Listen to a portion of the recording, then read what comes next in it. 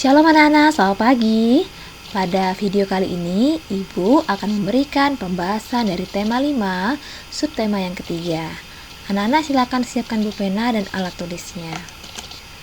Ibu memberi pembahasan untuk buku pena halaman 118. Ada dua tokoh pahlawan.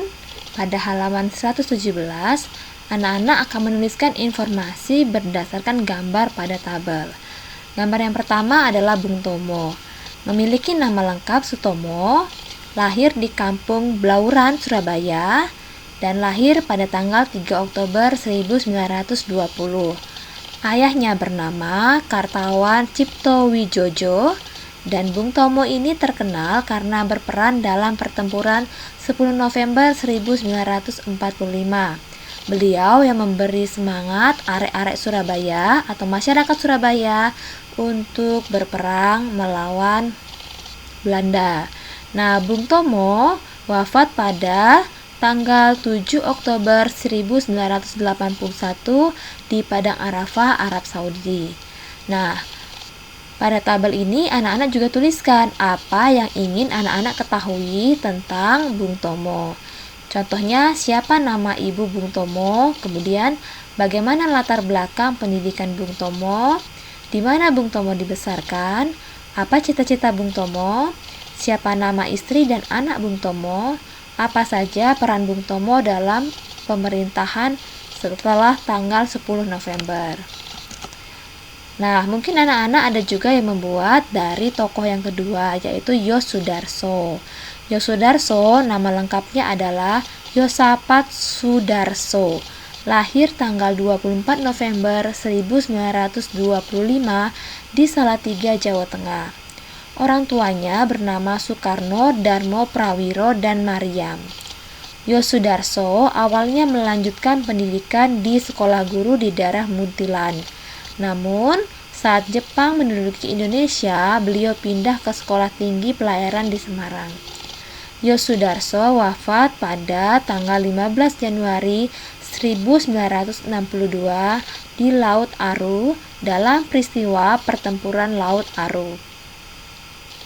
Nama Yosudarso kini diabadikan sebagai nama KRI dan pulau. Nah, apa yang ingin kamu ketahui dari tokoh Yosudarso?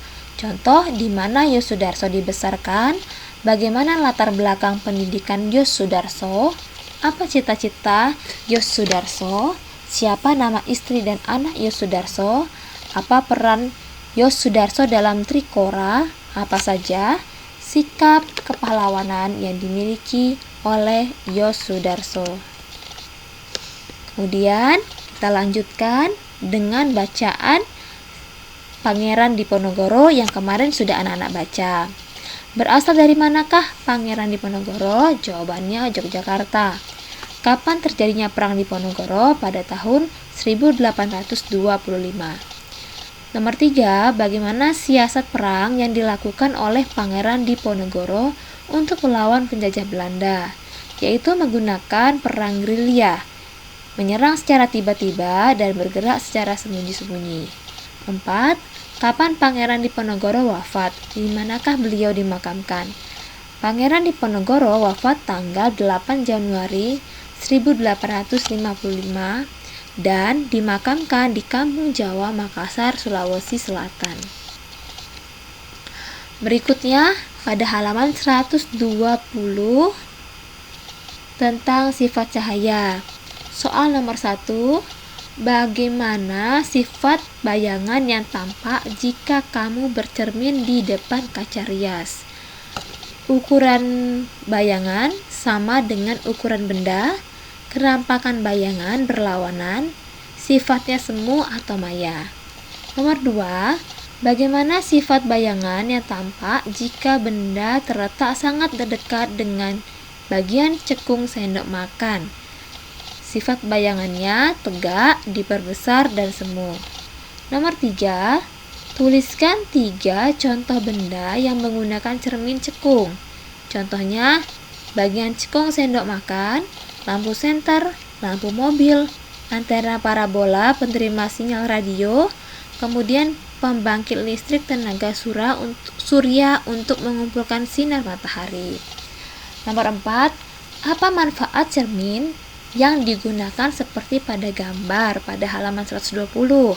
Manfaatnya untuk melihat benda yang berada atau datang dari belakang, ya, belakang kendaraan atau dari arah yang berlawanan juga bisa. Oh, ini untuk melihat benda yang berada atau datang dari arah berlawanan, ya. Ini kaca yang biasanya terdapat di pinggir-pinggir jalan, ya. Kemudian di halaman 124, muatan SBDP. Halaman 124, muatan SBDP. Nomor 1. Berapa ketukan yang terdapat pada kata mempertahankan? Ketukannya ada 3 ketuk, ya. Not me itu 1 ketuk, nilainya sol dan do. Sol dengan do tinggi itu 1 ketuk. Sol dengan fa itu juga 1 ketuk. Jadi jika ditotalkan menjadi 3 ketuk. Berapa ketukan yang terdapat pada kalimat Indonesia? Mi 1 ketuk, do 1 ketuk, fa 1 ketuk, mi rendah 1 ketuk, a-nya juga 1 ketuk. Jadi memiliki 5 ketuk. Kemudian tuliskan nada tinggi dan nada rendah pada penggalan lagu Hari Merdeka. Nada tingginya adalah fa, nada rendahnya adalah si rendah. Muatan IPA tentang periskop, halaman 125 nomor 1. Sifat cahaya yang dimanfaatkan oleh periskop, yaitu merambat lurus dan dapat dipantulkan. Yang kedua, apa yang terjadi jika salah satu kaca pada periskop dihilangkan? Maka cahaya masuk dari bagian ujung periskop tidak dapat dipantulkan. Nomor 3, bagaimana ukuran bayangan yang dihasilkan oleh periskop? Sama dengan ukuran benda. Nomor 4, apa kegunaan periskop bagi manusia untuk mengamati keadaan di permukaan laut? Nah, halaman 126, anak-anak baca terlebih dahulu tentang kisah pahlawan dokter cilik sukarela bantu cegah demam berdarah. Nah, ada soal di atas. Informasi apa yang kamu peroleh? Contohnya, Jenar Javaid Saldi, seorang dokter cilik. Kemudian, Jenar Javid merupakan siswa kelas 4 di SD Kali Pancur 01, Kecamatan Ngalian. Kemudian, Jenar juga bersama teman-temannya berkeliling di daerah sekolahnya untuk memeriksa tempat penampungan air, ya. Anak-anak bisa lihat informasi-informasi penting dari bacaan. Kemudian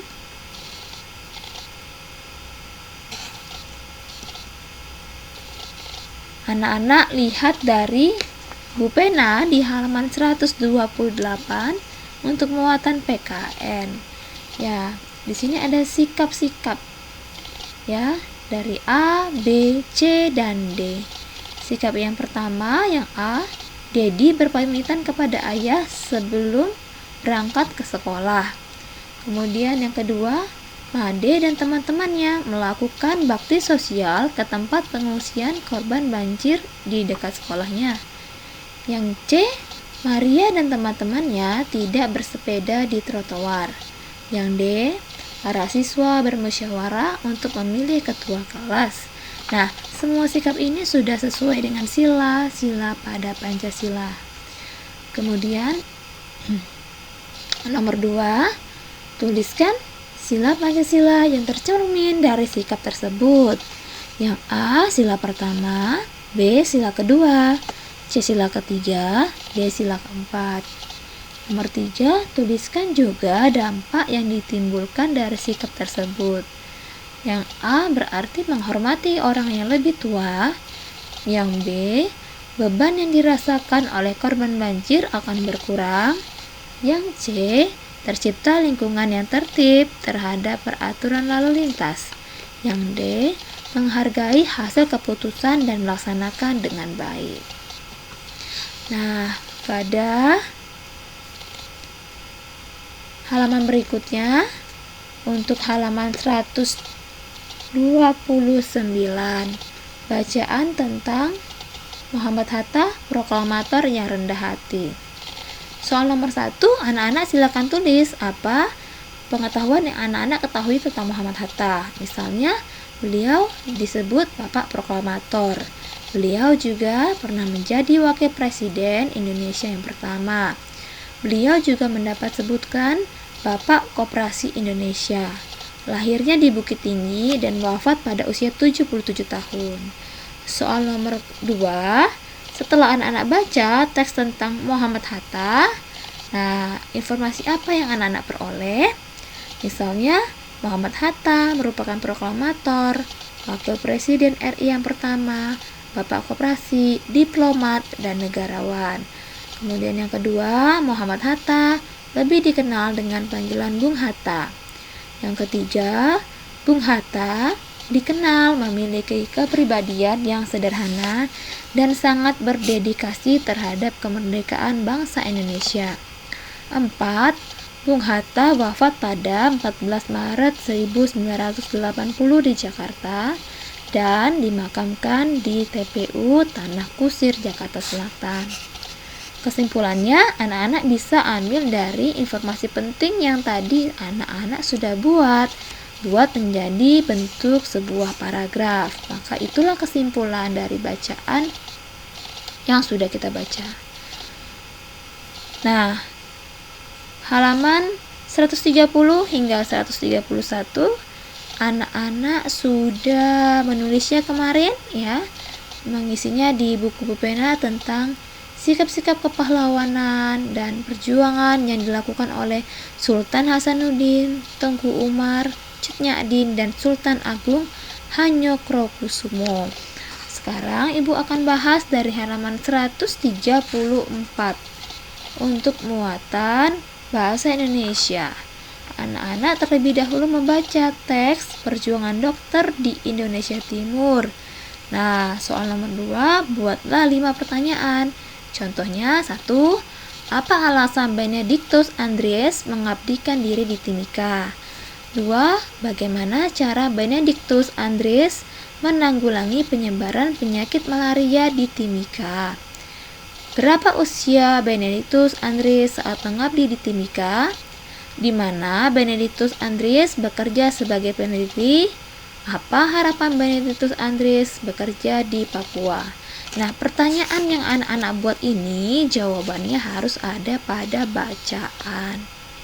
Soal yang ketiga, tuliskan semua informasi penting yang kamu peroleh. Ya, contohnya ini, Benedictus Andreas adalah dokter muda yang mengabdikan diri di Timika, Papua. Andreas bekerja sebagai peneliti di Pusat Penelitian Malaria Timika. Nah, di antara daerah di Papua, Timika memiliki jumlah penderita malaria yang cukup tinggi. Itu kira-kira informasi penting dari bacaan, anak-anak boleh tambahkan sampai nomor 6. Halaman 135, muatan PPKN, anak-anak silakan perhatikan gambar, tuliskan tanggung jawab sosial yang sesuai dengan sila kelima. Yang pertama, pada gambar pertama membantu teman yang belajar, kemudian pada gambar kedua ikut membersihkan kelas, yang gambar ketiga membantu saat melihat teman yang terluka. Sekarang Ibu akan beri pembahasan dari halaman 137 untuk tes tertulis subtema yang ketiga. Nomor 1, informasi penting dari teks dapat diperoleh melalui kegiatan D. Membaca teks dengan seksama. Nomor 2, hal yang tidak perlu dilakukan untuk dapat mempresentasikan isi teks dengan baik adalah C. Gunakan kalimat yang panjang. Nomor 3, saat menyajikan informasi penting dalam sebuah tabel, sebaiknya ditulis dalam kalimatnya harus kalimat yang sudah diketahui dan kalimat yang ingin diketahui ya. Kemudian nomor 4, gambar di samping itu adalah gambar R.A. Kartini. Tuliskan informasinya. Contoh, R.A. Kartini memperjuangkan kesejahteraan wanita. R.A. Kartini membangun sekolah khusus wanita yang diberi nama Sekolah Kartini. Nomor 5, tuliskan manfaat kegiatan membandingkan informasi sebelum dan sesudah membaca teks, yaitu untuk mengoreksi kebenaran tentang informasi sebelumnya, kemudian untuk memudahkan dan memahami isi teks. Pada muatan IPA, soal nomor 1. Cermin yang permukaan pemantulannya tidak melengkung disebut cermin datar. Jawabannya D. Periskop menerapkan sifat, ya. Di situ ada 2 ya anak-anak. Ada sifat apa yang digunakan pada periskop? Sudah kita bahas tadi. Sifatnya yaitu pemantulan cahaya, ya, cahaya dapat dipantulkan dan cahaya merambat lurus. Jadi jawabannya itu sebenarnya ada 2, ada B dan juga C. Nomor 3, pada cermin datar ukuran bayangan sama dengan ukuran benda. Nomor 4, tuliskan jenis bayangan dari cermin datar, cermin cekung, dan cermin cembung. Pada cermin datar ukuran bayangannya sama. Kemudian kalau cermin cekung, nah kalau bendanya itu dekat, maka bayangannya menjadi besar. Bila bendanya jauh, maka bayangannya menjadi kecil. Sedangkan pada cermin cembung, ukuran bayangan yang dihasilkan lebih kecil. Kemudian posisi bayangannya itu berlawanan pada cermin datar ya. Sedangkan pada cermin cekung, bila bendanya dekat, posisi bayangannya tegak, bila jauh terbalik. Nah, cermin cembung, posisi bayangannya tegak. Nah, sifatnya sekarang. Sifat pada cermin datar, sifat bayangan itu semu atau tidak nyata atau maya. Pada cermin cekung, jika bendanya dekat, itu sifat bayangannya semu.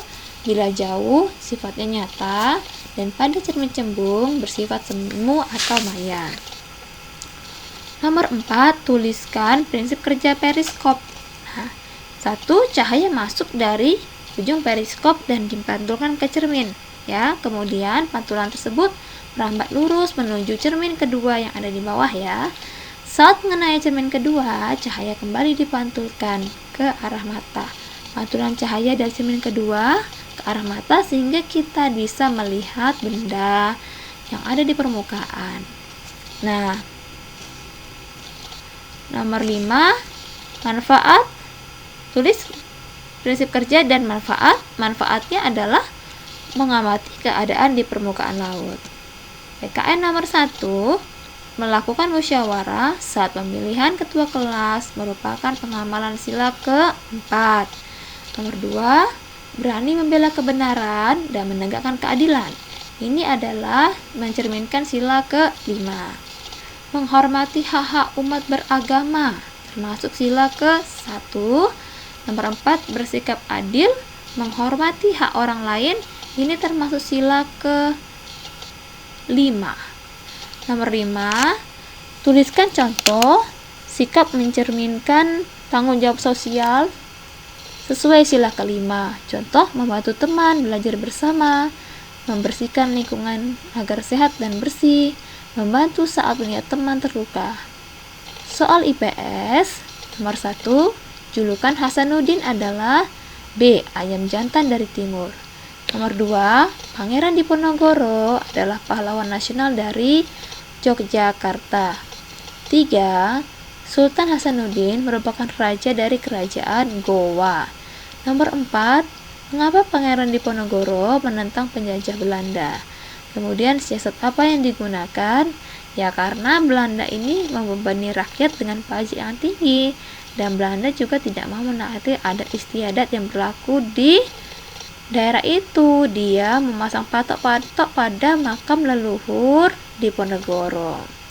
Jadi menimbulkan pertentangan dari masyarakat yang ada di sana. Kemudian pada bagian B, siasat perangnya adalah perang gerilya. Para pahlawan nomor 5 memiliki sikap yang patut diteladani. Contoh, Sultan Iskandar Muda Sikapnya rela berkorban, cinta tanah air dan pantang menyerah. Tengku Umar sikapnya rela berkorban, dermawan itu suka memberi, memperhatikan bawahan, kemudian menghargai kaum perempuan dan memiliki jiwa kebangsaan yang kuat. Nah, sekarang pada muatan SBDP soal nomor 1. Bunyi yang memiliki frekuensi teratur disebut nada. Nomor 2, lagu Hari Merdeka diciptakan oleh H. Mutahar. Nomor 3, cepat atau lambatnya birama lagu disebut tempo. Nomor 4, tuliskan syair lagu Hari Merdeka. Anak-anak bisa tuliskan ya. Bisa anak-anak screenshot atau pause dulu untuk lagu Hari Merdeka. Nomor 5, A. Berapa ketukan yang terdapat pada kata kita? Kita. Kita. Ki itu sebenarnya 2 ketuk. Ta itu 2 ketuk. Jadi kalau kita totalkan itu kita itu totalnya 4 ketuk ya. Karena titik itu kan bernilai 1 ketuk. Jadi kita itu bernilai 4 ketuk. Nah, kemudian berapa ketukan yang terdapat pada kalimat membela? Membela, mem itu 1 ketuk, bela itu 1 ketuk, jadi 2 ketuk ya. Nomor 5C. Nada tinggi pada lagu tersebut adalah do tinggi, nada rendahnya adalah so rendah. Oke, demikian anak-anak penjelasan Ibu. Semoga anak-anak memahami pembelajaran kita. Hari Sabtu nanti kita akan melaksanakan penilaian tema 5 subtema yang ketiga. Selamat belajar, Tuhan memberkati. Shalom.